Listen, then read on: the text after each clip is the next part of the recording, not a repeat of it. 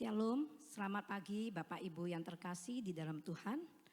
Dan dengarlah panggilan ibadah kita yang diambil dari Ratapan 3 ayat 22 sampai 23. Tak berkesudahan kasih setia Tuhan, tak habis-habisnya rahmat-Nya, selalu baru tiap pagi, besar kesetiaan-Mu. Mari kita datang sujud di hadapan Tuhan yang menjadikan kita umat gembalaannya. Kita siapkan hati dan pikiran kita masuk di dalam saat teduh.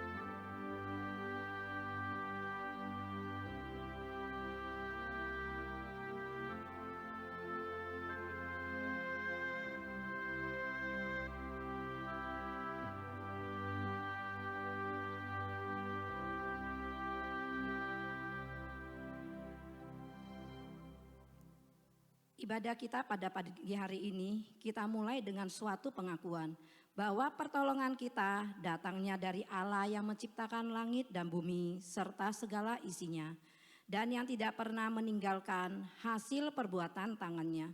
Turunlah kiranya atas kita kasih karunia dari Allah Bapa, Putra dan Roh Kudus. Amin. Mari kita angkat pujian penghormatan kita.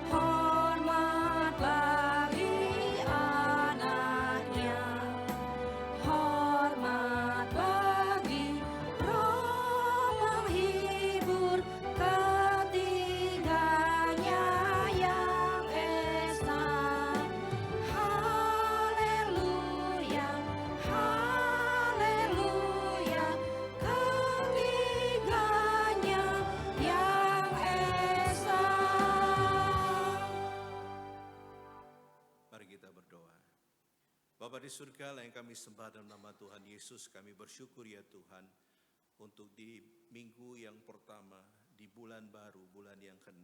Kami bersyukur ya Bapa, Engkau tetap memelihara kami ya Tuhan. Karena itu kami kembalikan kemuliaan hanya bagi nama Tuhan. Kami berdoa untuk satu minggu yang sudah kami lewati. Bapa, mungkin ada perkataan kami yang menyakiti hati Tuhan dan sesama. Ampunilah kami jika ada pikiran-pikiran negatif yang terbersit dalam pikiran kami. Ampunilah jika ada sikap tingkah laku kami yang mungkin menyakitkan hati sesama kami. Karena itu Tuhan, selidiki hati kami. Kiranya Engkau yang bertahta dalam hati kami dan menguasai pikiran kami, sehingga kami sungguh-sungguh hidup seturut dengan kehendak-Mu. Kami berdoa bila Engkau memberikan kami hikmat bijaksana untuk kami bisa memancarkan kasih Kristus, memancarkan kesaksian kepada orang-orang di sekitar kami. Terpujilah nama-Mu ya Bapa, dengar seru doa kami. Demi nama Tuhan Yesus kami berdoa dan mengucap syukur. Amin.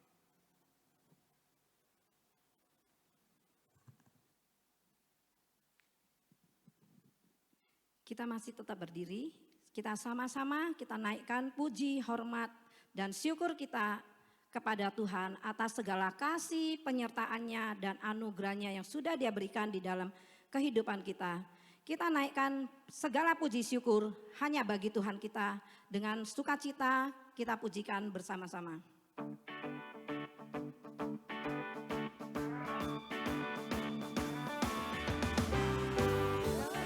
Puji syukur hanya bagi-Mu Tuhan, sebab Kau yang layak dipuja. Kami mau bersorak tinggikan nama-Mu. Haleluya.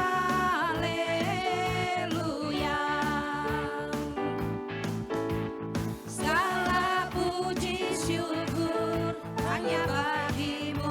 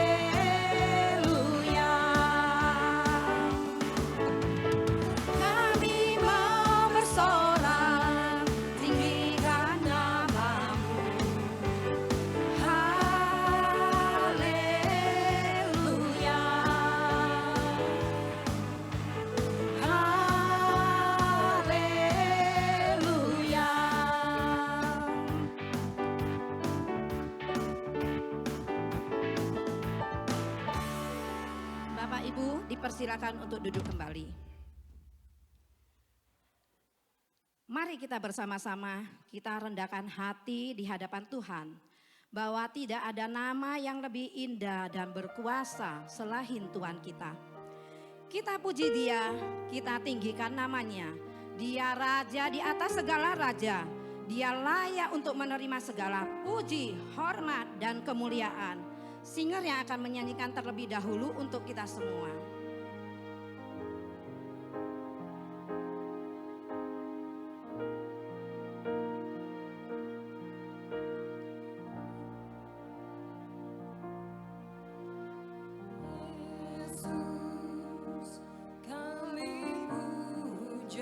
Kami sembah Engkau sebagai Raja Tuhan.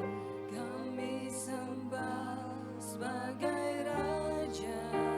Berdiri di tengah kami. Berdiri di tengah kami. Kami tinggikan dan kami puji. Ditinggikan dan dipuji.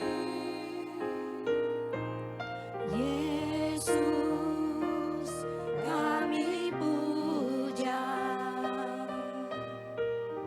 Kami sembah sebagai Raja. Berdiri di tengah kami. Ditinggikan dan dipuji. Sembah dan puji.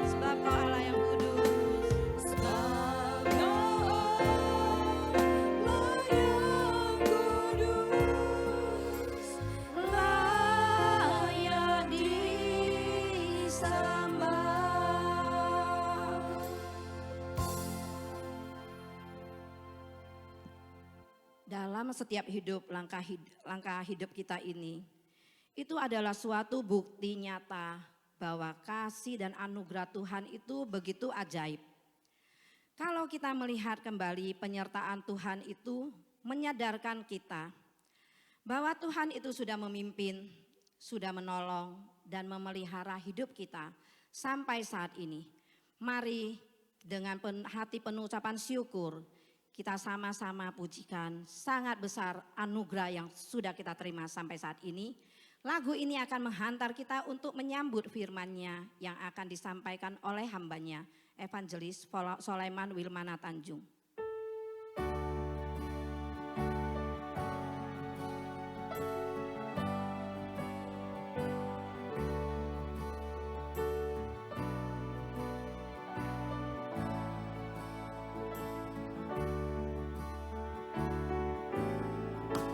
Sangat besar anugerahnya, membaharui hidupku. Dulu sesat, kini pulang, ku tak disembuhkan.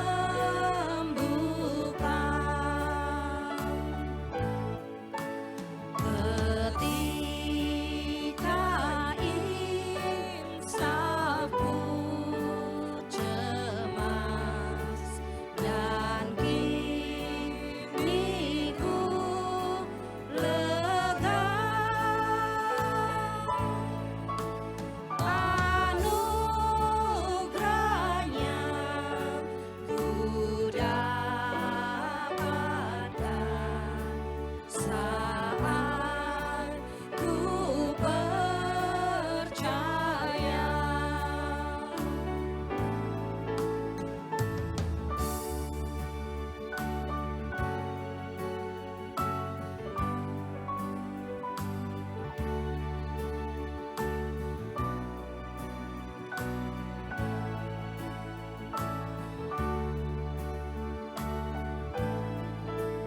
Ku dapat janji yang teguh, ku harap sabdanya,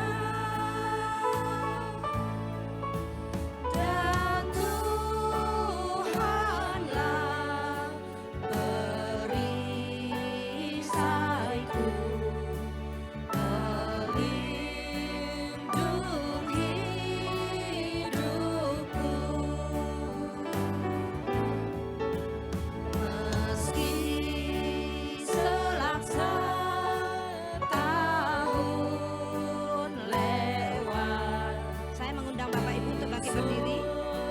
surga yang mulia tak berhenti ku bernyanyi, memuji namanya.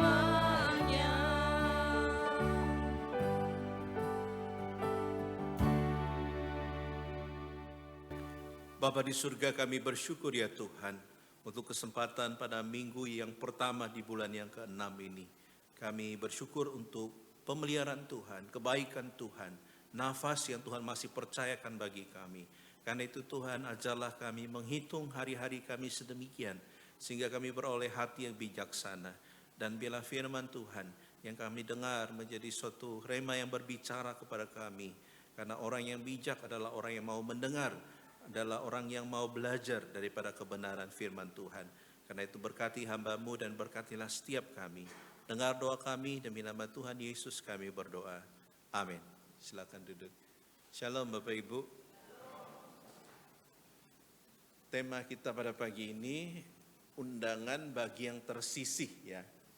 Nah, untuk aplikasinya itu di awal, saya minta saudara lihat ke kiri ke kananmu ya. Dan lihat orang yang mungkin kamu jarang untuk berbicara atau apa, kamu sapa dia ya, senyum atau apa ya. Dan kalau bisa kasih salam ya, silakan. Ini langsung aplikasi firman ini ya. Supaya tidak ada yang merasa tersisih ya. Karena sia-sia kita dengar firman tidak ada aplikasi ya. Nah, pasti ada saudara, Anda ikut ke gereja ini bertahun-tahun, mungkin ada orang yang Anda ngomong pun belum pernah, itu pasti ada ya, sapa atau apa. Dan orang itu akan merasa tersisih gitu ya. Nah, dan itu satu perasaan yang tidak enak ya. Karena itu mari kita akan buka dasar firman Tuhan yang akan menjadi renungan kita di dalam Lukas pasal yang ke-14. Kita akan membaca Lukas 14 dari ayat yang ke-15 sampai ayat yang ke-24. Kalau sudah mendapatkan, mari kita akan membaca firman Tuhan bersama-sama.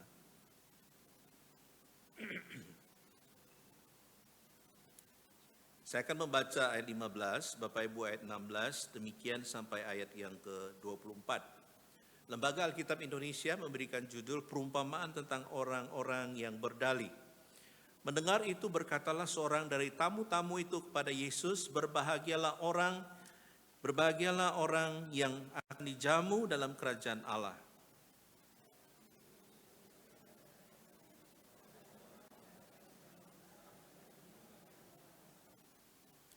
Menjelang perjamuan itu dimulai, ia menyuruh hambanya mengatakan kepada para undangan, marilah sebab segala sesuatu sudah siap.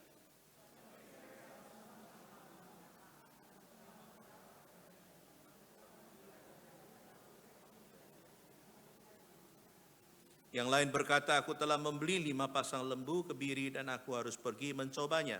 Aku minta dimaafkan.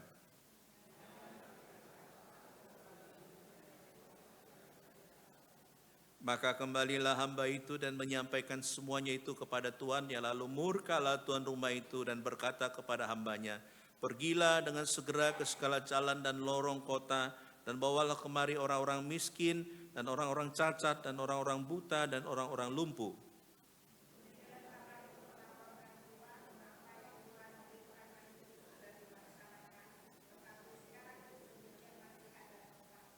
Lalu kata Tuhan itu kepada hambanya, pergilah ke semua jalan dan lintasan, dan paksalah orang-orang yang ada di situ masuk, karena rumahku harus penuh.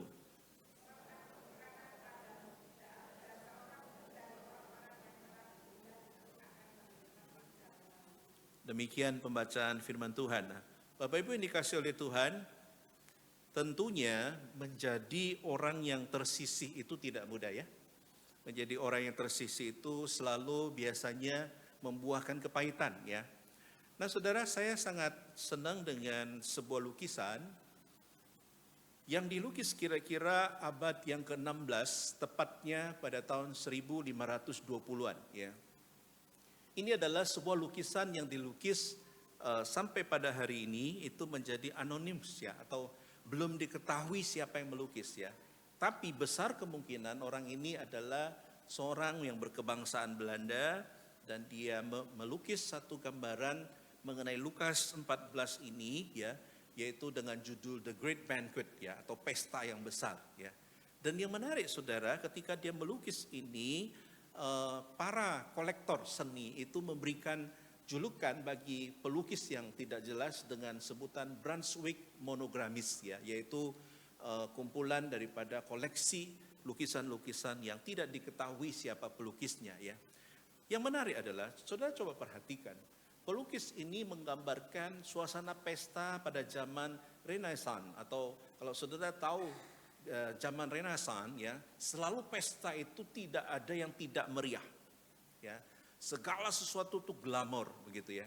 Tapi di dalam lukisan di dalam bagian ini, saudara dapat melihat sesuatu yang aneh ya. Fokusnya kalau pesta harusnya ke areal dalam ini ya.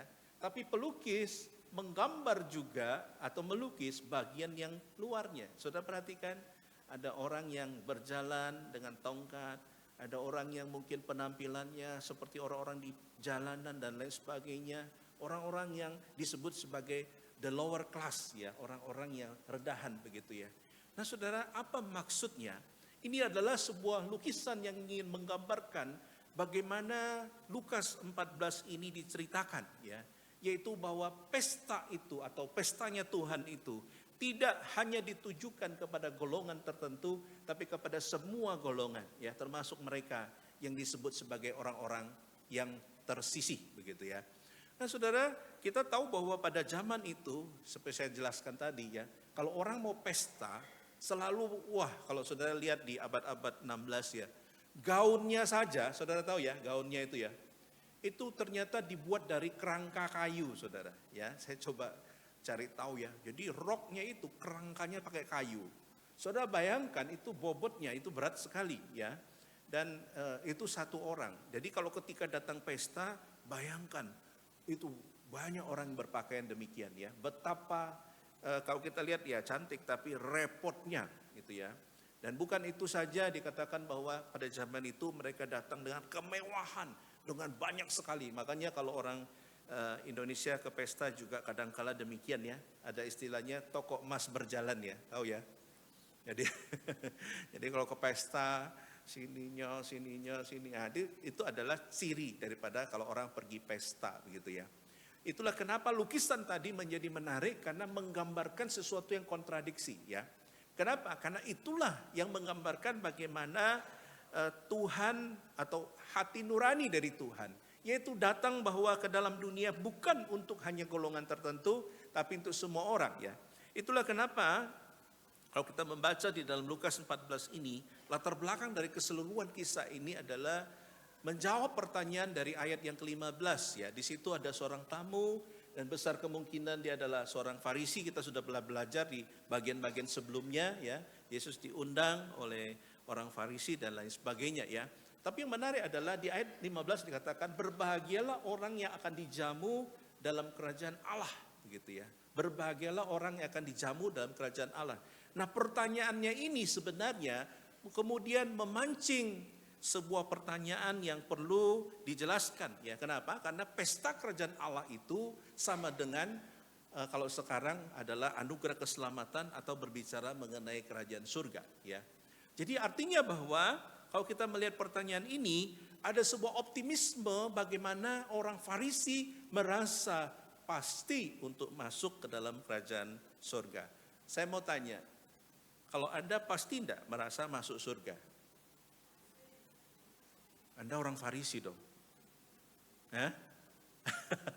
Ayo gimana menjelaskan ini? Nanti saya akan jelaskan ya. Artinya saudara, apa salahnya merasa pasti masuk surga? Bukan, mungkin sudah mengatakan demikian ya. Tapi yang menarik adalah saudara, kita akan melihat ada dua golongan yang dipaparkan dalam bagian ini untuk menjawab pertanyaan tadi ya. Ada dua golongan yang menyikapi tawaran Tuhan untuk masuk dalam pesta kerajaan surga atau kerajaan Allah ya. Yang pertama kalau sudah membaca di dalam ayat yang kita sudah baca tadi, yaitu ayat yang ke-15 ya. Ayat yang ke-15 dikatakan demikian. Mendengar itu, berkatalah seorang dari tamu-tamu itu kepada Yesus, berbahagialah orang yang akan dijamu dalam kerajaan Allah ya. Nah, golongan yang pertama adalah orang yang dikatakan merasa paling layak untuk masuk surga atau diselamatkan. Dan ini berbicara mengenai orang Farisi ya. Jadi kalau sudah membaca bagian ini, ada sebuah fakta yang menarik bahwa orang Farisi adalah orang yang merasa pasti dia akan masuk dalam surga. Ya, kenapa? Kalau sudah melihat bahwa tentunya ada dasarnya ya. Yaitu apa? Mereka punya konsep bahwa suatu saat nanti Mesias akan datang, dan ketika mereka melakukan segala ketentuan keagamaan, maka mereka pasti akan bertemu dengan Mesias itu dalam kerajaan surga ya. Tapi yang menarik saudara, landasannya adalah ada tiga hal saudara. Yang pertama, mereka merasa bahwa aku ini secara darah keturunan Abraham. Nah loh ya, aku ini keturunan Abraham dikatakan ya. Jadi kalau aku keturunan Abraham, aku pasti masuk surga. Yang kedua, aku tahu tentang hukum Taurat, menguasai hukum Taurat. Dan yang ketiga, aku mempunyai kesalehan yang lebih daripada orang pada umumnya. Sehingga yang terjadi adalah orang-orang Farisi merasa lebih superior ya. Nah, saudara yang kasih Tuhan, Lalu timbul pertanyaan, apakah karena misalkan ya, kakek saya orang Kristen, lalu saya pasti masuk surga? Belum tentu ya. Apakah karena kakek saya pendiri GKI Lyon misalkan, saya pasti masuk surga? Artinya orang Farisi mempunyai satu konsep, wah karena aku ini sebagai keturunan Abraham, aku pasti masuk surga. Ini sangat-sangat lemah saudara ya. Tapi mereka beranggapan demikian. Dan yang kedua, pengetahuan akan hukum Taurat. Mereka sangat luar biasa. Mereka hafal banyak hukum-hukum Taurat. Tapi yang menarik adalah mereka menganggap itu sebagai password untuk masuk surga. Nah hati-hati saudara, jangan sampai kita atau punya konsep yang demikian ya. Jangan saudara berpikir, oh karena aku ini tahu aku masuk dalam grup pembacaan Alkitab, kan di Elion ada ya. Pembacaan Alkitab, lalu karena aku rajin baca Alkitab tiap hari, aku hafal pengakuan iman rasuli, aku hafal 10 perintah Allah, maka aku pasti masuk surga. Ya, bukan demikian saudara ya. Itulah kenapa dalam bagian ini Tuhan Yesus mengoreksi konsep mereka. Artinya apa saudara? Kalau orang yang berpikiran ketiga hal itu akan menjadi orang yang arogan secara rohani ya. Makanya tidak heran orang Farisi sampai pada hari ini orang-orang Yahudi Ortodoks itu begitu arogan saudara ya. Kalau saudara pergi ke Israel, saudara akan berjabat tangan dengan dia pun dia kadang berpikir 2 kali ya, belum tentu mau begitu ya. Satu kali saya waktu berada di tembok ratapan itu ya, kemudian saya mau berfoto, lalu saya menghampiri mereka orang-orang Ortodoks itu yang lagi membaca kitab itu ya. Dari beberapa orang yang diajak foto, hanya 1 yang mau, sisanya tidak mau saudara ya. Kenapa? Karena dianggap saya ini orang apa? Orang kafir saudara ya. Jadi tidak boleh dekat-dekat begitu ya. Nah saudara yang kasih oleh Tuhan, arogansi rohani ini bisa muncul ya. Kalau orang-orang merasa lebih baik secara rohani, dia itu lebih saleh, lebih banyak doa dari orang lain, rajin membaca Alkitab tiap hari, kemudian mungkin dari keturunan, dari kecil saja orang sudah Kristen begitu ya. Lalu kemudian muncul dan merasa bahwa status mereka adalah orang yang pasti masuk surga ya. Nah ini yang ditentang oleh firman Tuhan. Orang boleh mempunyai keyakinan untuk masuk dalam kerajaan surga, tapi tidak boleh mempunyai arogansi secara rohani sehingga berpikir bahwa aku inilah panitia daripada surga itu. Sehingga aku yang menentukan lu masuk, lu enggak. Lu masuk, lu enggak. Itu tidak boleh.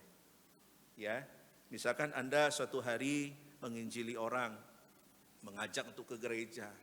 Ketika Anda ajak kemudian dia menolak, kemudian Anda ajak lagi, dia menolak lagi. Kemudian Anda ajak lagi, dia menolak lagi. Terus Anda ngomong, oh kayaknya orang ini memang sudah ditentukan. Atau dalam bahasa teologi sudah dipredestinasikan orang ini untuk dihancurkan. Apakah boleh kita ngomong gitu? Tidak. Ya. Artinya bahwa kita bisa berkata bahwa mungkin belum waktunya gitu ya. Karena orang menjadi percaya itu butuh waktu dan kadangkala yang nyiram dan yang menuai itu berbeda ya. Nah oleh karena itu saudara, muncul arogansi rohani. Nah akibatnya adalah menderita ini saudara ya. Dalam dunia psikologi ada satu istilah namanya abuse superiority complex ya. Apakah hal ini atau apakah gejala ini?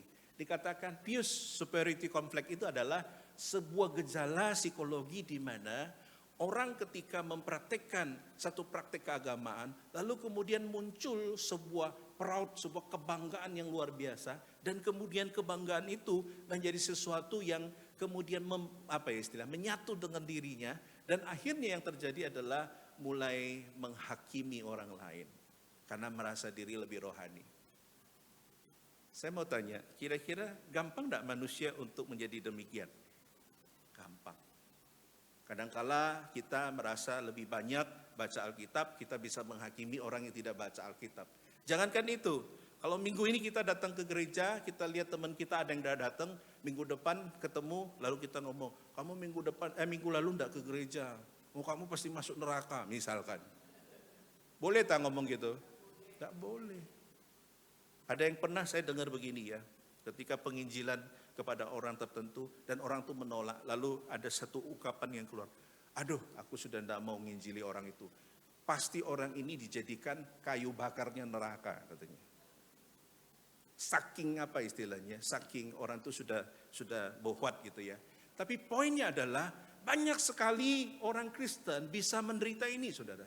Pious superiority complex, artinya bahwa dia merasa lebih rohani, ya. Mungkin di HP-nya itu statusnya rohani, forwardnya rohani, meskipun kadang hoax gitu ya. Terus mungkin banyak sekali hal-hal yang dilakukan rohani ya. Nah karena itu saudara hati-hati, jangan sampai hal-hal rohani yang kita lakukan hanya sebatas sebuah kebiasaan, rutinitas dan lain sebagainya ya. Dan itu yang dilakukan oleh orang Farisi dan inilah yang dikoreksi oleh Tuhan Yesus ya. Nah dilanjutkan di ayat 21 sampai 23. Di situ dikatakan demikian ya. Kalau sudah membaca di Lukas 14, 21, 23 dikatakan demikian ya. Maka kembalilah hamba itu dan menyampaikan semuanya itu kepada tuannya. Lalu murkalah tuan rumah itu dan berkata kepada hambanya, pergilah dengan segera ke segala jalan dan lorong kota dan bawalah kemari orang-orang miskin, orang-orang cacat dan orang-orang buta dan orang-orang lumpuh. Kemudian hamba itu melaporkan Tuhan apa yang Tuhan perintahkan itu sudah dilaksanakan. Tapi sekalipun demikian masih ada tempat. Lalu kata Tuhan itu kepada hambanya, pergilah ke semua jalan dan lintasan dan paksalah orang-orang yang ada di situ masuk karena rumahku harus penuh. Sebab aku berkata kepadamu tidak ada seorang pun dari orang-orang yang telah diundang itu akan menikmati jamuanku itu. Apa maksudnya saudara? Firman Tuhan ini mengatakan melalui perumpamaan ini bahwa ada orang yang sudah diundang. Tapi dia tidak menghargai undangan itu. Dan dia menjadi orang yang kemudian merasa lebih rohani. Tidak membutuhkan Kristus. Ya. Sehingga yang terjadi adalah saudara, kemudian dia tidak menghargai. Nah, perintah sang Tuhan dalam perumpamaan dikatakan untuk pergi kepada golongan-golongan yang tidak dilirik orang. Yaitu apa? Orang-orang miskin, orang-orang cacat, orang-orang buta, dan orang-orang lumpuh.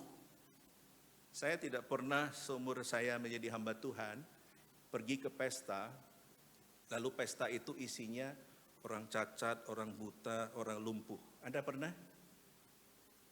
Siapa tahu kita berada di bumi yang berbeda begitu ya. Tidak pernah ada. Lalu apa maksudnya? Maksudnya adalah ini adalah gambaran daripada orang-orang yang tidak dipandang oleh manusia pada umumnya.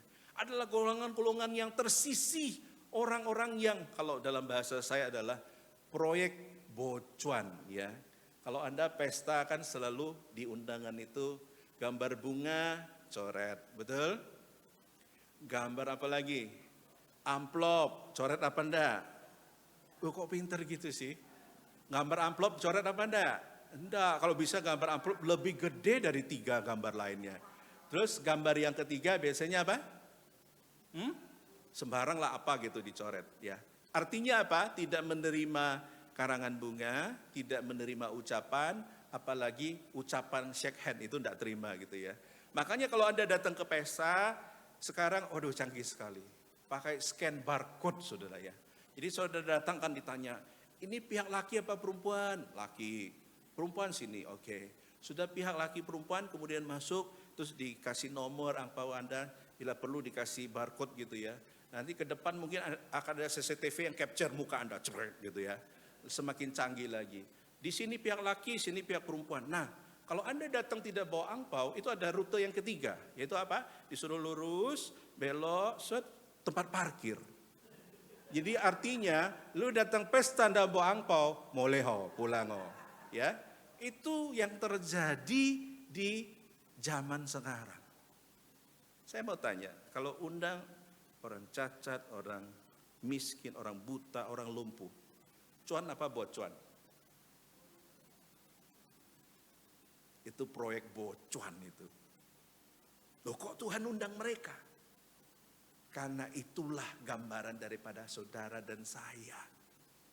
Kita sebelum mengenal Tuhan, kita adalah orang yang cacat secara rohani. Orang yang lumpuh secara rohani. Orang yang mungkin buta secara rohani. Sehingga yang terjadi adalah Tuhan mencelikan mata buta kita. Tuhan kemudian menyembuhkan kita secara rohani. Sehingga yang terjadi apa? Tuhan karena kasih-Nya lalu Tuhan mengangkat saudara dan saya. Kita adalah orang-orang yang di pinggir jalan, yang dipungut oleh Tuhan. Kenapa? Karena dulu kehidupan kita penuh dengan dosa. Saudara yang kasih oleh Tuhan, inilah gambaran yang begitu indah.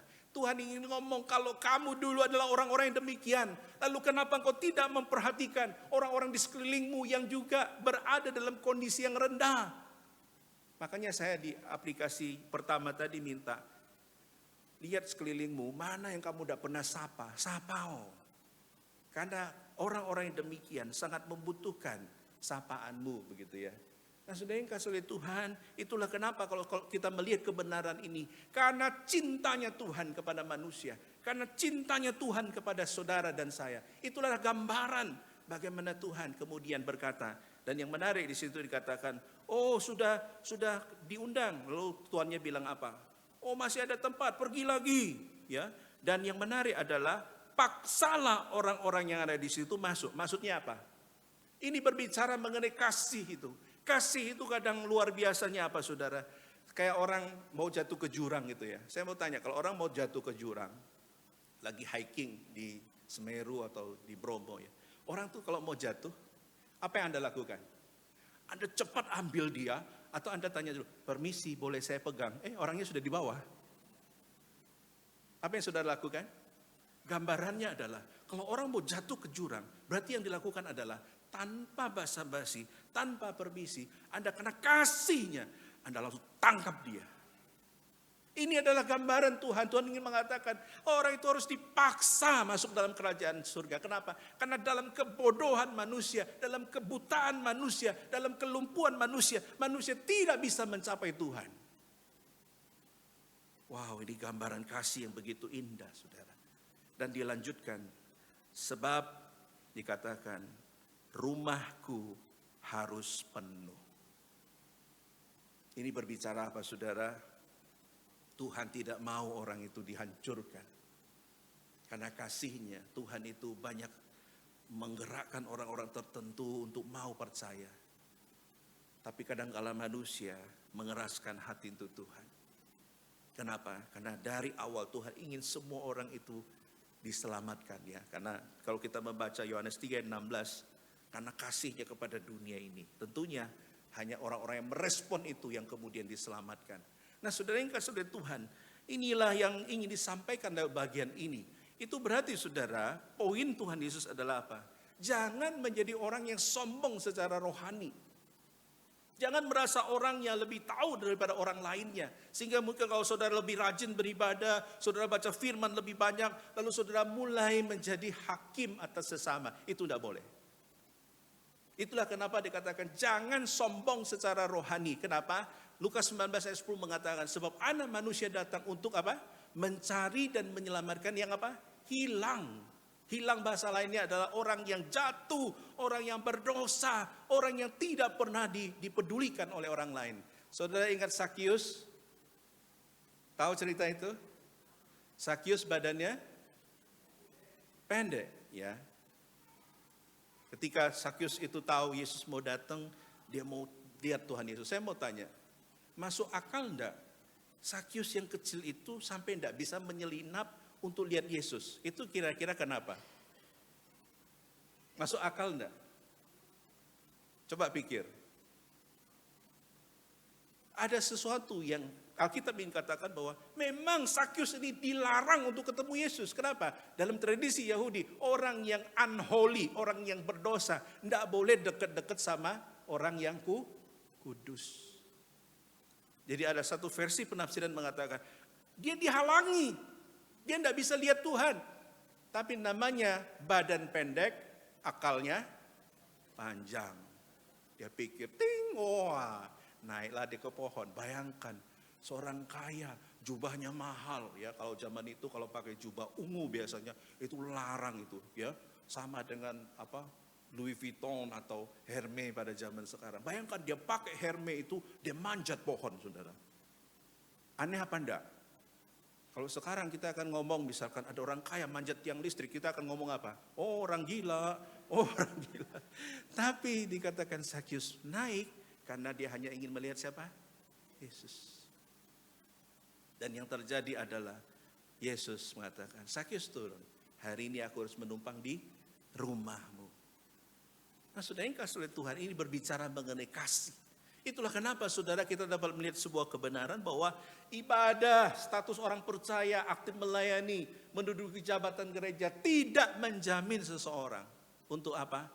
Pasti atau sudah percaya menerima Yesus di hatinya. Artinya gini saudara, belum tentu orang yang rajin itu hatinya sudah menerima Tuhan Yesus. Belum tentu orang yang mungkin bahkan, saya tanya di KU1 tadi ya, bisa enggak hamba Tuhan ada yang belum bertobat? Bisa?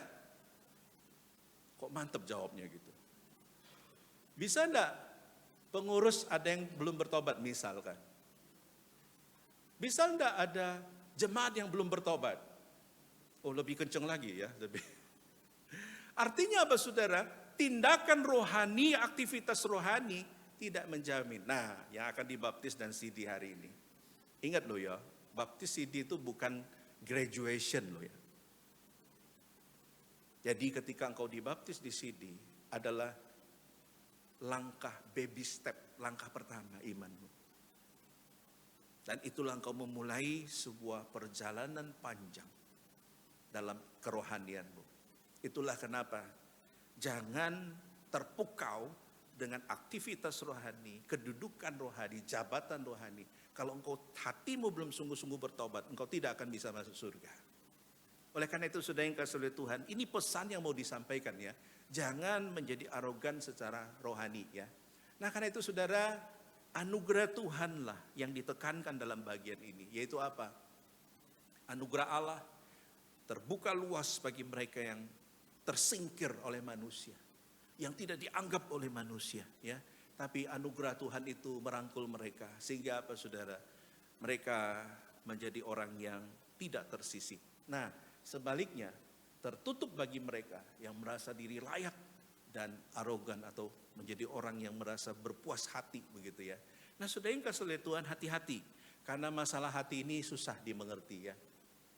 Kita susah menilai. Itulah kenapa kita harus mengingatkan kepada diri kita. Nah golongan yang kedua, kalau tadi golongan yang pertama adalah golongan yang merasa layak ya untuk mendapatkan anugerah itu. Yang kedua adalah golongan yang tidak menghargai anugerah Tuhan ya. Di ayat 16 sampai 20 dikatakan demikian ya. Tetapi Yesus berkata kepadanya, ada seorang mengadakan perjamuan besar dan ia mengundang banyak orang ya. Nah, saudara, kalau kita lihat mulai ayat 17 sampai ayat 20 di situ, itu ada orang yang punya alasan untuk tidak datang dalam sebuah pesta yang diselenggarakan oleh Sang Tuhan ya. Sebelum membahas ini, saya akan mengajak saudara untuk melihat apa sih adat istiadat orang Yahudi kuno pada zaman itu. Dalam tradisi Yahudi kuno, kalau saya misalkan anak saya mau menikah, maka beda-beda 1 tahun atau 6 bulan, saya akan mengundang atau mengutus orang untuk pergi ke rumah sanak famili atau orang yang akan saya undang dan memberitahukan, siap-siap ya nanti Januari saya akan mantu, tolong kamu luangkan waktu. Meskipun tanggalnya belum tahu gitu ya, waktunya belum tahu karena akan dikabari kemudian. Di versi lain dikatakan bisa lebih dari 2 kali pemberitahuan ya.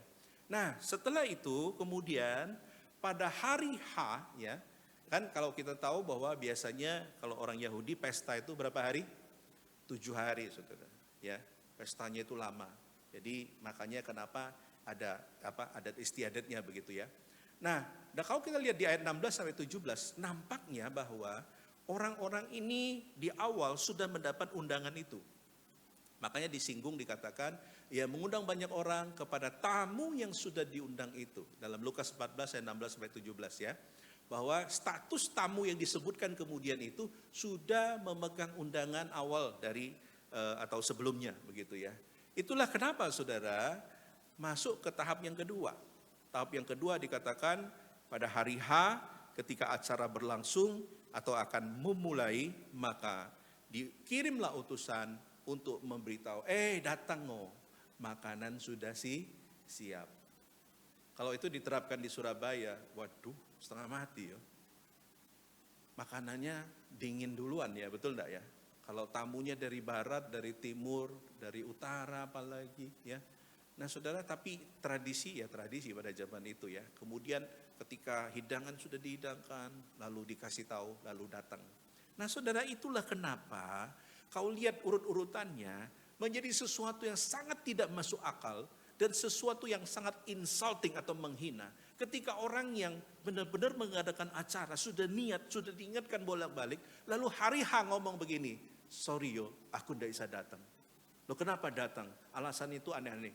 Nenekku melahirkan, misalkan. Itu perumpamaannya begitu. Ya kalau sudah melihat alasan-alasannya itu begitu ya. Ada 3 alasan kan. Yang pertama dikatakan apa? Ayat yang ke-18 bagian B. Yang pertama berkata kepadanya, aku telah memberi ladang dan aku harus pergi melihatnya. Aku minta dimaafkan. Saya mau tanya, kalau kita beli aset ya, beli ladang atau apa, itu benda yang besar apa kecil? Besar. Biasanya kalau saya pernah lihat ya, seseorang mau beli sebuah rumah di perumahan elit, karena dia belum punya duit, setiap kali lewat situ dia berhenti, terus dia pegang tanahnya, dia doakan. Lama-lama dapat enggak? Enggak dapat sudah. Karena dibeli orang lain. Nah saudara yang kasih oleh Tuhan, tapi proses itu biasanya lama. Dan yang lebih tidak masuk akal, pada zaman itu tidak lazim orang untuk pergi ke ladang pada petang atau malam hari. Karena kita tahu bahwa pesta itu Yahudi selalu dimulai dari jam 4 ke atas, sore ke malam. Masuk akal enggak orang pada zaman dahulu, 2000 tahun lampau, tidak secanggih sekarang loh ya. Anda datang bisa pakai lampu halogen dan lain sebagainya, pergi di tempat gelap, itu sangat-sangat tidak masuk akal. Jadi dia mau lihat ladang pada malam hari ya. Dan ini sangat-sangat tidak masuk akal. Dan yang kedua, tadi ini berbicara mengenai sesuatu yang dimiliki ya, harta ya. Dan yang kedua adalah alasannya apa? Ayat 19, yang lain berkata, aku telah membeli 5 pasang lembu kebiri dan aku harus pergi mencobanya, aku ingin minta dimaafkan. Saudara tahu bahwa ini berbicara mengenai pekerjaan ya. Jadi yang kedua punya alasan, aku sudah beli lembu berapa pasang? 5 pasang ya. Berarti 10 ekor. Dan ini sesuatu yang tidak lazim juga, karena umumnya orang punya 1 atau 2 pasang saja. Berarti yang punya 5 pasang ini adalah orang Yucian ya. Tapi alasannya adalah aku ingin mencobanya. Nah ini lebih tidak masuk akal. Ada enggak orang membajak sawah itu malam hari? Don't know. Jadi ini alasan-alasan yang doesn't make sense begitu ya. Dan ini berbicara mengenai pekerjaan, alasan pekerjaan. Dan yang ketiga di ayat 20, yang lain lagi berkata aku baru kawin dan karena itu aku tidak dapat datang. Nah alasannya karena apa? Baru kawin. Saya mau tanya, Anda menikah itu, setelah menikah itu ketemu terus, atau setelah menikah nanti tahun depan baru ketemu lagi? Makanya kalau orang dari cara dia jalan, saya tahu usia pernikahannya ya. Kalau orang yang saya pernah lihat lucu sekali ya. Kalau pengantin baru biasanya pergi ke mall atau kemana itu, jalannya selalu bareng, pegangan tangan, rangkul. Pernah satu kali saya ketemu seorang susuk ya. Dia jalan-jalan di mall. Saya bilang, loh Suk, dari mana? Yo, jalan-jalan sama AI. Loh, AI-nya mana? Tuh di belakang katanya. Dan itu usia pernikahan sudah 40 sekian tahun. Artinya bahwa apa? Kadangkala kalau sudah lama bernikah, ya sudah agak jarang begitu ya. Anda bisa bayangkan alasannya karena sudah menikah. Memang ini dibenarkan secara aturan Yahudi ya. Tapi yang menjadi sesuatu yang janggal adalah saudara, dia lebih menekankan relasi. Ya, kepentingan pribadi daripada kepentingan komunitas. Nah, ini yang menjadi masalah ya. Nah, saudara, kenapa ini menjadi sesuatu yang penting? Karena kerap kali ini sesuatu yang menjadi alasan bagi manusia pada umumnya ya. Nah, intinya adalah semua ini adalah sesuatu yang berbicara mengenai dalih tidak menghargai undangan ya yang ditawarkan. Dan golongan ini disebut sebagai golongan yang tidak menghargai anugerah yang Tuhan berikan ya. Nah saudara, kalau mau diaplikasikan pada zaman sekarang, 3 hal ini perlu kita waspadai. Banyak orang tidak ke gereja gara-gara mempertahankan hartanya. Banyak orang karena harta kemudian menyangkal Tuhan. Nah, itulah kenapa saudara hati-hati. Jangan sampai Tuhan sudah undang kita untuk masuk dalam kerajaannya. Tapi karena kita harus mempertahankan harta benda kita, sehingga kita kemudian tidak terima Tuhan Yesus. Kok bisa? Misalkan ada orang yang mendapat warisan. Kamu boleh terima warisan kalau kamu agamamu bukan Kristen, misalkan. Saudara pilih mana? Ganti agama atau menyangkal Tuhan, pilih harta atau pilih Tuhan dan tidak terima harta, ya. Jangan usah jawab, saya sudah tahu jawabanmu. Pasti kau pilih dua-dua kan. Nah, kalau bisa terima hartanya tetap dalam Kristus, betul kan? Nah, ya apa caranya enggak tahu pokoknya, ya. Tapi poin saya adalah saudara, seringkali godaan kita adalah harta ini. Waspada yang pertama. Karena harta orang bisa ribut. Baru-baru saya mendapat telepon, bukan jemaat kita. Dia sharing tentang pernikahannya. Wah, kasihan. Dari awal pernikahan, satu topik yang sering bikin ribut, yaitu apa? Duit. Ya, makanya saudara hati-hati. Dulu saya iseng-iseng cari data di kota Surabaya. Perceraian di Surabaya dikatakan di kantor urusan agama per hari itu 5-6 pasang. Dan penyebabnya dulu 10 tahun lalu itu penyebabnya adalah ketidakcocokan, KDRT, ya. Kalau sekarang apa faktor dominan yang pertama? Sudah tahu? Keuangan. Dan termasuk ibu yang telepon saya itu, dia menceritakan bahwa dia sudah pisah dengan suaminya. Salah satunya dan satu-satunya, bukan salah satu, adalah masalah keuangan, harta. Jadi saudara yang kasih oleh Tuhan, hati-hati, ya. Ini perlu diwaspadai. Yang kedua, masalah pekerjaan. Ya. Kadang-kala orang karena pekerjaan kemudian mulai kendor mengikut Tuhan. Sudah jarang beribadah. Ya. Hati-hati saudara. Dan karena relasi, keluarga. Ada orang yang karena mungkin ya punya anak, ya masih oke lah kalau masih kecil, ya. Tapi kalau sudah besar anaknya, kalau alasannya anak, ya saya rasa itu udah masuk akal, ya. Dan yang paling sering juga adalah ayai yang kemudian jaga cucu, ya. Cucu itu berkat apa enggak? Berkat. Tapi kemudian cucu bisa enggak jadi membuat kita jauh dari Tuhan? Bisa. Ya, kita misalkan hari Minggu harusnya kita ibadah, kita dibebani jaga cucu. Sehingga yang terjadi adalah kita tidak beribadah. Itu juga sesuatu yang kita perlu waspadai, relasi, ya. Jadi harta, pekerjaan, keluarga atau relasi ini 3 faktor yang membuat kita akhirnya kemudian jauh dari Tuhan. Hati-hati saudara, ya. Itulah kenapa kalau kita melihat kesimpulan firman Tuhan pada siang hari ini, kitalah orang-orang miskin dan orang-orang cacat dan orang-orang buta dan orang-orang yang lumpuh yang diberikan anugerah Allah, ya, oleh Tuhan pada saat kita belum mengenalnya, ya. Artinya bahwa firman Tuhan ingin mengatakan kitalah orang yang tersisih itu dulunya. Tapi karena anugerah Tuhan, Tuhan merangkul kita. Tapi yang terjadi adalah kita harus menghargai anugerah keselamatan yang Tuhan beri, ya. Yaitu dengan cara apa? Jangan arogan secara rohani. Hiduplah rendah hati, kemudian selalu memperhatikan mereka yang tersisih. Ya, belajar untuk membuka mata melihat orang lain, ya. Ada yang berkata, Pak, saya tidak suka sama orang itu. Kenapa? Saya mau salaman, dia tidak mau salam saya. Saya bilang, tidak usah gitu, tetap salami, ya. Ada yang berkata, Pak, saya senyum sama orang itu tidak balas senyum saya. Saya tidak mau senyum lagi. Saya bilang, tidak usah begitu. Mungkin dia ada gangguan di sarafnya. Dia tidak bisa balas kamu, ya. Atau dia menghadapi satu masalah. Pernah satu kali saya lagi jalan di mall kalau tidak salah.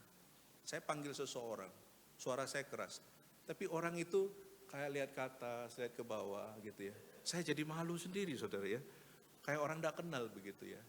Nah saudara yang kasih lihat Tuhan. Tapi setelah ketemu lagi saya tanya, loh kenapa kok kemarin tak sapa, enggak anu. Oh maaf katanya, saya lagi tidak fokus. Saya lagi ada masalah, terus dia cerita masalahnya. Nah, Bapak Ibu yang dikasih oleh Tuhan, jangan negatif thinking dulu ya. Jangan langsung prasangkanya buruk ya. Jadi poinnya adalah saudara, mari kita belajar untuk menghargai akan anugerah yang Tuhan berikan bagi kita. Dan kita menjadi orang yang tidak arogan secara rohani ya. Dan endingnya adalah, nah kita baca sama-sama, 1, 2, 3. Kasih Allah selalu menyiapkan kursi bagi yang tersisih. Yang baca ini harus sungguh-sungguh loh ya, bukan hanya baca loh ya. Jadi kalau kursi diambil jangan marah loh ya. Nah, serius tak? Karena jemaat itu sudah ada kerajaannya di gereja itu. Sudah ada tahtanya di gereja itu ya. Kalau diambil tuh biasanya marah ya. Nah, kasih Allah selalu menyiapkan kursi bagi yang tersisih. 1, 2, 3. Kasih Allah selalu menyiapkan kursi bagi yang tersisih. Artinya bukan kursi sungguhan saja, tapi ini berbicara mengenai ada ruang hati, ada ruang dalam kehidupan saudara untuk melihat mereka yang di bawah kita, yang orang tidak perhatikan. Karena itu adalah gambaran kita dulu. Ya, ketika kita dalam dosa, kita seperti mereka. Itulah kenapa aplikasi dari firman Tuhan. Mari kita selalu menyiapkan kursi atau ada tempat bagi orang-orang yang tersisih. Pertanyaannya sekarang, maukah saudara? Jika Anda mau sungguh-sungguh katakan kepada Tuhan, Tuhan ampuni saya. Saya mau sungguh-sungguh hidup rendah hati di hadapan Tuhan. Mari kita masuk di dalam doa.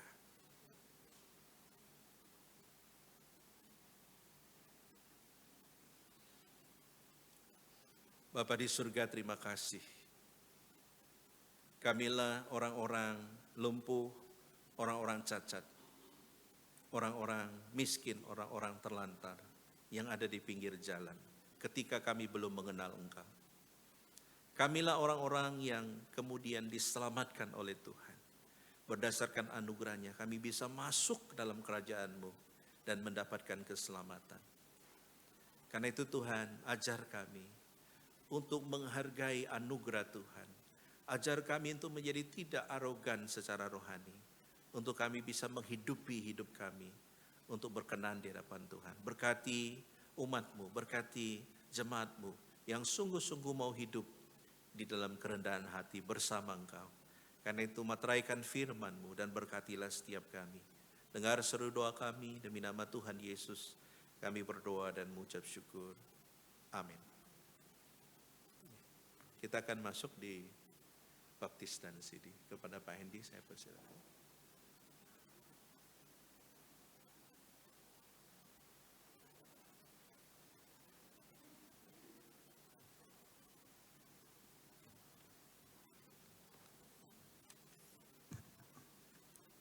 Selamat siang Bapak Ibu yang dikasihi Tuhan. Ya, kita sungguh bersyukur kepada Tuhan kalau hari ini kita boleh menyaksikan beberapa jemaat kita yang telah mengambil keputusan untuk bisa mengambil sebuah sakramen. Yang pertama ada orang tua yang membaptiskan anaknya, kemudian juga ada yang dewasa akan baptis, dan juga ada yang sidi Bapak Ibu. Maka sebelum itu saya akan mendoakan saudara, saya persilakan yang dibaptis untuk bisa berdiri. Baik orang tua, kemudian juga baptis dewasa maupun sidi, silakan berdiri. Saya akan mendoakan Bapak Ibu dan juga saudara. Yang sidi bisa berdiri, Silakan yang berdiri, sidi. semua yang baptis sidi dan baptis. Oke, yang sidi, yang baptis maupun baptis anak orang tuanya bisa berdiri. Mari kita berdoa terlebih dahulu. Tuhan Allah Bapa kami di surga, kami datang di hadapan-Mu. Kami sungguh bersyukur kepadamu Tuhan, di mana Tuhan boleh melihat ada anak-anak-Mu yang telah mengambil keputusan untuk membaptiskan anaknya, dan juga yang sudah dewasa, mereka pun mengambil keputusan untuk baptis dewasa. Kemudian juga ada yang sidi untuk bisa teguhkan akan baptisan yang lalu. Kami serahkan Tuhan mereka masing-masing dalam tangan Tuhan. Dengan waktu mereka setelah dibaptis ini, mereka semakin mengerti akan firman Tuhan, dan mereka senantiasa menuntut diri untuk bisa senantiasa belajar, untuk menambah pengetahuan mereka, mendewasakan kerohanian mereka, semakin dekat pada Tuhan. Kami serahkan Tuhan mereka masing-masing dalam tangan-Mu. Demikian juga orang tua yang membaptis anaknya, supaya Tuhan juga sertai mereka, supaya mereka pun ada tanggung jawab untuk membawa anaknya semakin mengasihi Tuhan, semakin mengenal Tuhan. Terima kasih Tuhan, dalam nama Tuhan Yesus kami berdoa, amin. Silakan duduk Bapak Ibu. Pertama baptis dewasa, silakan. Ya, saya akan mengumumkan nama-nama. Yang pertama adalah baptis anak, kemudian yang kedua baptis dewasa, dan yang ketiga adalah CD. Jadi semua yang hadir adalah para peserta katekisasi yang sudah memenuhi syarat dan makanya hari ini akan dibaptis dan di CD. Ya. Yang pertama adalah baptis anak, silakan berdiri. Yang akan dibaptis adalah adik, silakan langsung, adik Ruel Navin Jabumir, ya, putra dari Bapak Tony Jabumir dan Ibu Indritan. Saya persilakan. Baik. Sebelum saya membaptis anak ibu, ada beberapa hal yang saya sampaikan khususnya mengenai firman Tuhan, di mana kita mengetahui Allah atau Tuhan Yesus juga senantiasa memperhatikan akan anak-anak, bahkan ketika murid-muridnya itu mengusir anak-anak ketika datang kepada dia, Tuhan Yesus marah. Itu artinya Yesus sangat mengasihi dan juga memperhatikan seorang anak meskipun kecil sangat penting di hadapan Allah. Saya bacakan dua ayat. Yang pertama dikatakan, Aku akan mengadakan perjanjian antara aku dengan engkau serta keturunanmu turun-temurun menjadi perjanjian yang kekal, supaya aku menjadi Allahmu dan Allah keturunanmu. Kejadian 17 ayat 7. Satu lagi, biarkanlah anak-anak itu datang kepadaku dan jangan kamu menghalangi mereka, sebab orang seperti itulah yang mempunyai kerajaan Allah. Jadi kita boleh melihat akan kepolosan seorang anak. Itu digambarkan untuk bisa ditekankan pada seorang dewasa. Kalau kamu ingin masuk kerajaan Allah, maka kamu mempunyai hati yang tulus seperti seorang anak. Sebelum saya membaptiskan, saya akan menanyakan beberapa hal kepada Ibu Indri. Ya. Yang pertama, apakah Ibu Indri percaya bahwa meskipun anak-anak dikandung dan diperanakan dalam dosa, tetapi sesuai dengan firman Tuhan, mereka juga mendapat bagian dalam janji keselamatan melalui Yesus Kristus. Yang kedua, apakah Ibu Indri bersedia menjadi teladan dalam iman, kesetiaan, pelayanan, dan kehidupan rohani, dan dengan pertolongan Tuhan melaksanakan firman Allah dalam perbuatan nyata, sehingga sekecil mereka menjadi dasar teguh bagi iman dan juga perbuatannya. Yang ketiga, berjanjikah Ibu Indri untuk mengajar anak-anak mengerti kebenaran Allah sesuai dengan proses perkembangan pengetahuan mereka dan membimbing mereka untuk berdoa, baca Alkitab, dan mengikuti kebaktian sekolah minggu sampai kelak mereka dapat mengerti tentang makna baptisannya sendiri dan residi. Jadi maksudnya Ibu Indri sebagai seorang ibu juga bertanggung jawab di hadapan Tuhan untuk membawa anak ini datang kepada Tuhan, belajar firman Tuhan, mengenal Tuhan, dan hidup taat kepada Tuhan. Di rumah Ibu Indri juga harus bisa menjadi panutan bagi anak dan juga senantiasa menekankan untuk baca firman Tuhan bersama dan doa bersama seperti itu. Sekarang saya akan baptis akan anak Ibu. Apakah Ibu bersedia dalam hal ini? Baik.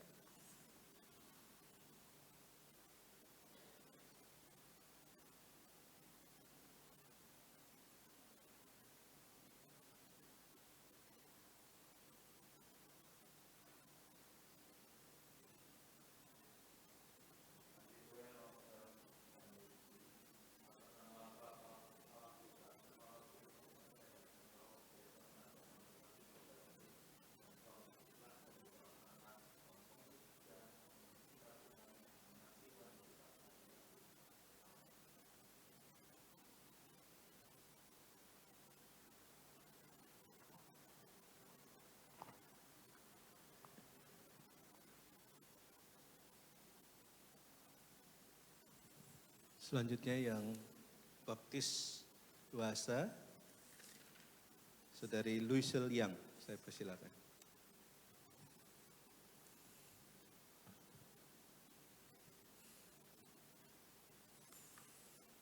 Ya, Saudari Luisel. Ya. Luisel. Jadi saudari sudah mengambil keputusan untuk bisa menerima baptisan dewasa. Dan perlu saya ingatkan bahwa baptisan itu bukan janji keselamatan, ya. Kita selamat bukan karena dibaptis, tapi karena kita percaya pada Tuhan Yesus. Jadi lalu kalau seperti itu apa sih makna baptisan itu? Yang pertama itu sebagai tanda pertobatan. Yang kedua sebagai tanda bahwa Lois adalah seorang percaya pada Tuhan dan juga seorang anak Tuhan yang mau taat pada perintah dan pimpinan Tuhan. Sehingga melaksanakan apa yang Tuhan perintahkan kepada seorang Kristen. Ketika mereka percaya, mereka dibaptis dan juga dimuridkan seperti itu. Nah, sebelumnya saya akan menanyakan beberapa hal kepada Loisa untuk kali ini. Yang pertama, apakah saudari Loisa percaya kepada Allah yang esa yang menyatakan diri dalam 3 pribadi, yaitu Bapa, Anak, dan juga Roh Kudus, Khalik langit dan bumi dan segala isinya, dan percaya bahwa Alkitab adalah firman Allah? Yang kedua, apakah saudari Louis percaya bahwa saudari dari semula ada orang yang berdosa, bahwa saudari berdosa dalam pikiran, perkataan maupun perbuatan, sehingga dosa telah membuat saudari menderita dan sekarang ini saudari sudah bertobat dan percaya pada Tuhan. Kesimpulannya, apakah saudari percaya bahwa Yesus adalah juru selamat satu-satunya yang bisa menyelamatkan saudari? Yang ketiga, apakah saudari dengan segenap hati hidup secara Kristen dengan menguduskan hari Tuhan dan berbakti padanya pada hari Sabat atau hari Minggu. Kemudian setiap hari di rumah juga mau belajar firman Tuhan, berdoa, dan juga merenungkannya. Yang terakhir, apakah saudari bersedia juga untuk setia kepada Tuhan melalui gerejanya dengan berbakti, persembahan, ikut ambil bagian dalam pelayanan, dan dengan segenap hati berdoa untuk mendukung segala aktivitas dan kemajuan gereja. Saya harapkan setelah dibaptis ini, maka Luisal semakin setia pada Tuhan dan juga mau memberikan waktu melayani Tuhan dalam segala bidang yang ada di rayon Rungkut ini. Ya.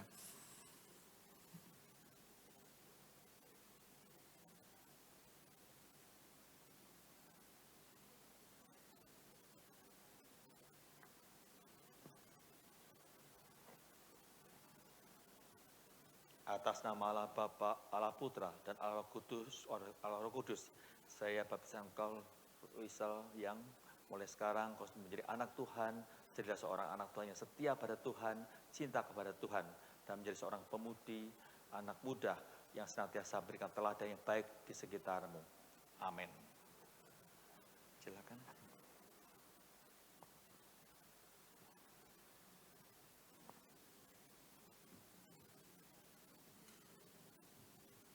Untuk yang CD, silakan berdiri. Yang pertama, Ibu Retno Dewi. Dan yang kedua, Saudara Calvin Effendi.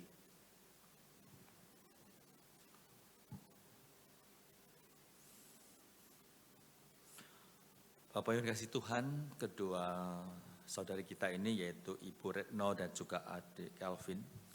Mereka sebelumnya telah dibaptis dari kecil atau mereka juga pernah dibaptis di gereja yang berbeda asasnya. Kemudian setelah mereka mengikuti ibadah di gereja kita, mereka mengambil keputusan untuk bisa menjadi jemaat kita, kemudian juga diteguhkan kembali baptisannya, maka mereka hari ini menerima CD seperti itu. Kemudian untuk bisa meneguhkan akan baptisan saudara yang sebelumnya, entah baptis anak atau dewasa, saya menanyakan beberapa hal kepada saudara, dalam hal ini kepada Ibu Retno dan juga Calvin. Yang pertama yaitu apakah saudara percaya kepada Allah yang esa, yang menyatakan diri dalam 3 pribadi, yaitu Allah Bapa, Allah Putra, dan Allah Kudus, dan juga saudara percaya bahwa Alkitab adalah firman Allah. Yang berikutnya, yang kedua adalah apakah saudara juga percaya di mana saudara ada orang-orang berdosa yang membutuhkan keselamatan dari Tuhan. Dan keselamatan itu hanya saudara peroleh hanya melalui Tuhan Yesus Kristus, Juru Selamat satu-satunya yang ada dalam dunia ini. Yang ketiga, apakah saudara juga bersedia dengan segenap hati untuk senantiasa menguduskan hari Sabat, hari Minggu datang beribadah kepada Tuhan, kemudian juga di rumah mau ada waktu untuk berdoa dan baca firman Tuhan. Yang terakhir, apakah saudara juga bersedia untuk senantiasa hidup mau bekerja bagi Tuhan, melayani Tuhan di gereja Elim Rungkut khususnya, untuk bersama-sama dengan rekan-rekan yang lain untuk bersama-sama memajukan pekerjaan Tuhan di gereja Rungkut ini. Bagaimana jawaban Ibu Retno? Bersedia Bu? Bagaimana Calvin? Baik, sekarang saya akan meneguhkan akan baptisan saudara.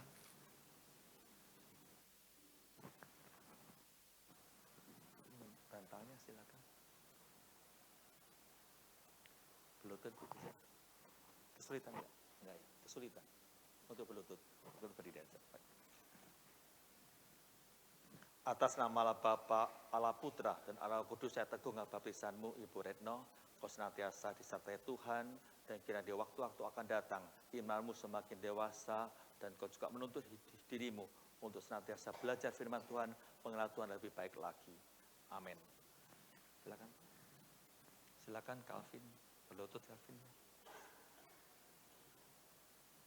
Saudara Calvin, atas nama Allah Bapa, Allah Putra, dan Allah Kudus, saya teguhkan baptisanmu, kiranya Tuhan senantiasa menyertaimu menjadi seorang pemuda yang mengasihi Tuhan, yang cinta Tuhan, dan juga semakin setia melayani Tuhan. Kau juga ada suatu hati yang rindu untuk belajar firman Tuhan, dan kau pun akan menjadi seorang pemuda yang bisa menjadi panutan bagi teman-temanmu yang lain dan juga keluarga maupun masyarakat di sekitar. Amin. Silakan berdiri. Selanjutnya semua peserta bisa kembali ke depan untuk penyerahan sertifikat dan setelah itu foto bersama. Ya, silakan. Sesuai urutan. Ya. Kami persilakan Ibu Ketua Rayon dan Sekretaris yang akan membagikan sertifikat baptis dan CD. Beserta Alkitab ya. Tolong Alkitabnya dibaca bukan untuk dipajang ya. Kalau dipajang dikembalikan lagi nanti. Harus dibaca.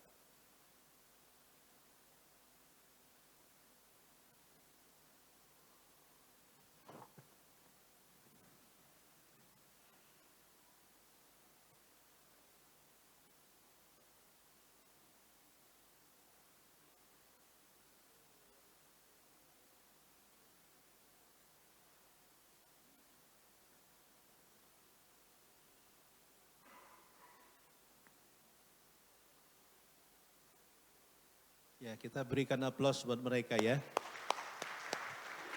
Dipersilakan Pak Andi beserta pengurus ya. Foto bersama. Foto bersama.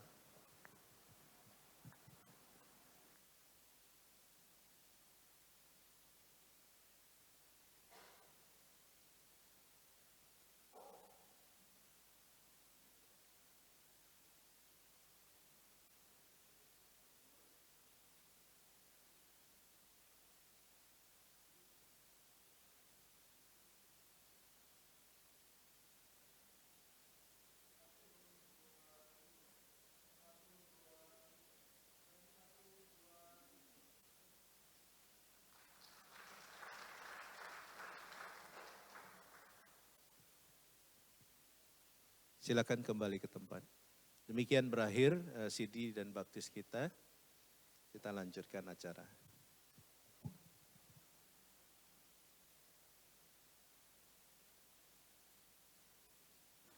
Jemaat dipersilakan bangkit berdiri. Kita angkat sebuah pujian salibnya, salibnya.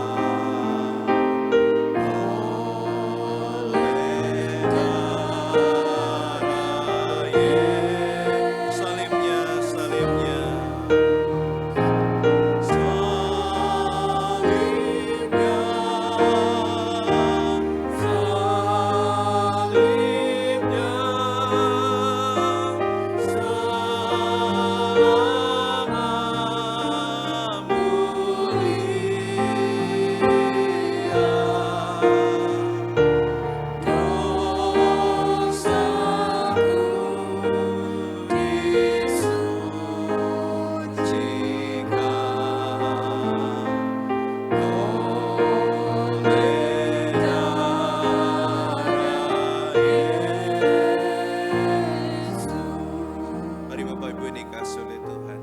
Yang pertama kita berdoa untuk gereja kita. Mari kita doakan khususnya supaya gereja kita bisa menjadi berkat bagi banyak orang. Gereja kita bisa mempunyai jemaat yang saling memperhatikan satu dengan yang lain, yang saling mengasihi satu dengan yang lain. Kita berdoa semoga tidak ada yang tersisih di jemaat ini, dan biarlah kasih Tuhan yang akan menjadi sumber, menjadi landasan untuk kita saling memperhatikan satu dengan yang lain. Karena itu mari kita doakan gereja kita. Mari kita buka suara. Bapa di surga yang kami sembah dalam nama Tuhan Yesus, kami rindu mendoakan jemaat kami. Kami rindu supaya ada satu kesehatian, kasih yang saling memperhatikan satu dengan yang lain. Sehingga tidak ada golongan-golongan yang tersisihkan. Dan kami rindu Tuhan Engkau memberkati jemaat-Mu di tengah segala pergumulan mereka masing-masing. Bila Engkau Allah yang setia, Allah yang tidak pernah meninggalkan, dan Engkau selalu menyertai. Terpujilah nama-Mu ya Bapa. Dengar doa kami, demi nama Tuhan Yesus kami berdoa. Yang terakhir mari kita doakan untuk bangsa dan negara kita. Kita tahu kondisi sekarang. Kita mendengar banyak desas-desus akan terjadi gerakan-gerakan massa. Kita doakan supaya Tuhan yang akan bekerja, Tuhan yang akan memegang kendali untuk keamanan negara kita, untuk pemerintahan negara kita. Meskipun mungkin banyak sekali hal yang perlu dikoreksi, akan tetapi bila tidak terjadi chaos, tidak terjadi kekacauan, kita doakan supaya Tuhan yang akan memegang kendali. Mari kita buka suara, kita berdoa bersama-sama. Bapa di surga yang kami sembah dalam nama Tuhan Yesus, kami serahkan bangsa dan negara kami ke dalam tangan Tuhan. Bapa, kami berdoa untuk situasi keamanan, ekonomi, untuk politik. Kami berdoa Tuhan bila Engkau melindungi jemaat-Mu, melindungi umat-Mu, melindungi bangsa ini dari segala hal-hal yang tidak baik. Dan kami berdoa Tuhan, bila Engkau campur tangan ya Bapa, dan memberkati para pemimpin daripada negara ini. Kami serahkan sepenuhnya dalam tangan Tuhan. Tuhan kiranya mendengar seru doa kami. Demi nama Tuhan Yesus kami berdoa. Bapa, inilah doa dan syafaat kami. Biarlah Engkau menjawab sesuai dengan waktu-Mu. Dengar doa kami, demi nama Tuhan Yesus kami berdoa. Amin. Bersama dengan gereja di segala abad dan tempat, mari kita mengaku iman kita dalam pengakuan iman rasuli. Aku percaya kepada Allah, Bapa yang Maha Kuasa, Khalik langit dan bumi, dan kepada Yesus Kristus, anaknya yang tunggal Tuhan kita, yang dikandung daripada Roh Kudus, lahir dari anak darah Maria, yang menderita sengsara di bawah pemerintahan Pontius Pilatus, disalibkan, mati dan dikuburkan, turun ke dalam kerajaan maut. Pada hari yang ketiga, bangkit pula dari antara orang mati, naik ke surga, duduk di sebelah kanan Allah, Bapa yang Maha Kuasa. Dan sana Ia akan datang untuk menghakimi orang yang hidup dan yang mati. Aku percaya kepada Roh Kudus, gereja yang kudus dan am, persekutuan orang kudus, pengampunan dosa, kebangkitan tubuh, dan hidup yang kekal. Amin. Silakan duduk. Tuhan memberkati.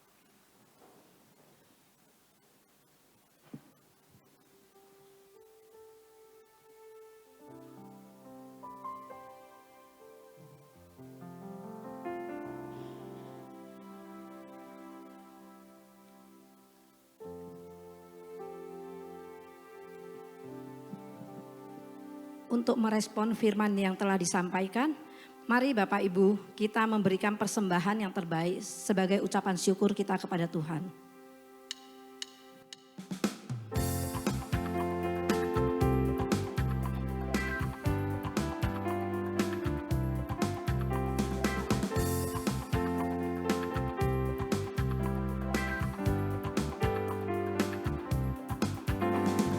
Bagi Yesus ku serahkan hidupku seluruhnya, hati dan perbuatanku pun waktuku miliknya. Bagi Yesus semuanya pun waktuku miliknya. Bagi Yesus semuanya pun waktuku miliknya. Tanganku kerja baginya, kakiku mengikutnya, mataku memandang Yesus.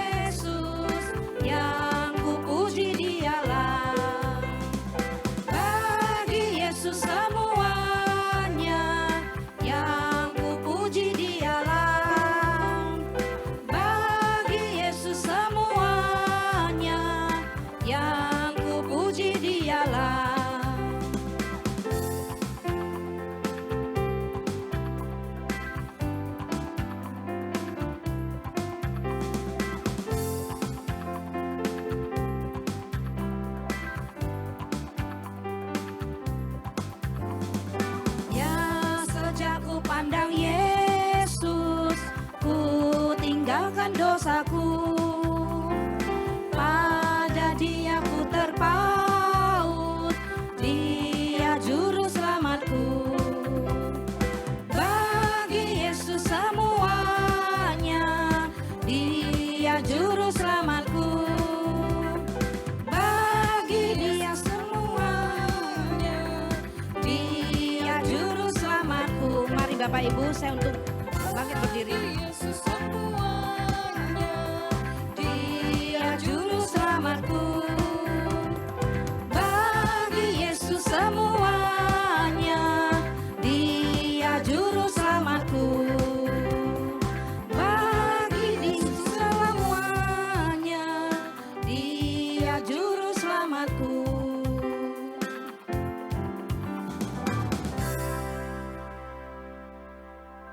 Mari kita masuk dalam doa. Tuhan Allah Bapa kami yang bertata di dalam kerajaan surga, Tuhan kami mengucap syukur Tuhan atas berkat yang sudah Engkau berikan kepada setiap kami. Pada pagi hari ini kami membawa persembahan kami, kiranya Engkau sucikan dan Engkau kuduskan menjadi persembahan yang harum dan berkenan di hadapan-Mu. Dan dapat kami pakai untuk gereja-Mu Tuhan.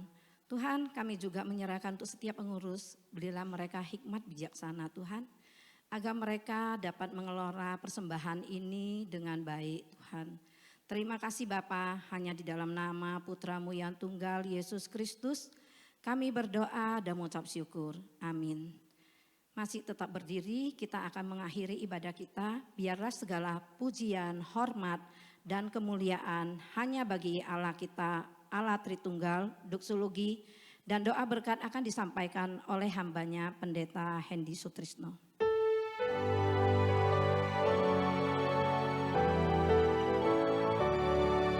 Puji Allah, sumber berkat, puji Dia semua ciptaannya, puji Dia para malaikat, Bapa, Putra, dan Roh Kudus. Amin.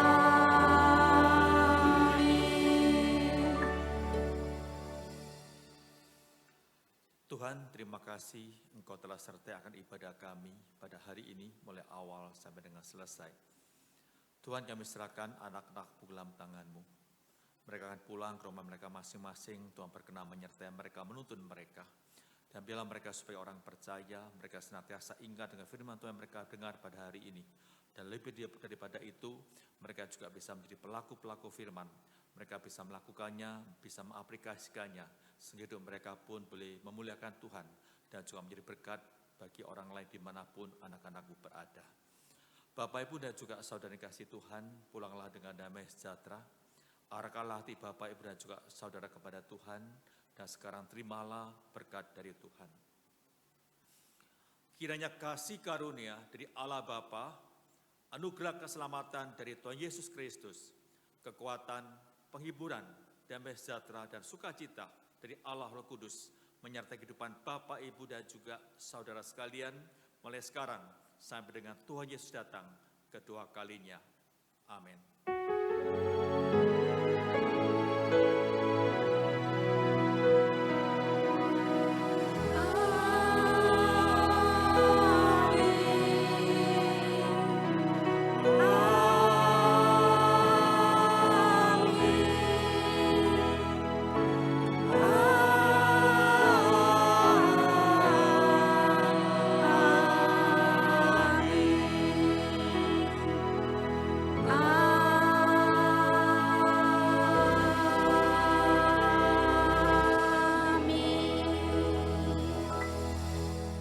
Silakan duduk kembali, ibadah telah selesai, saat teduh, selamat hari Minggu, Tuhan Yesus memberkati.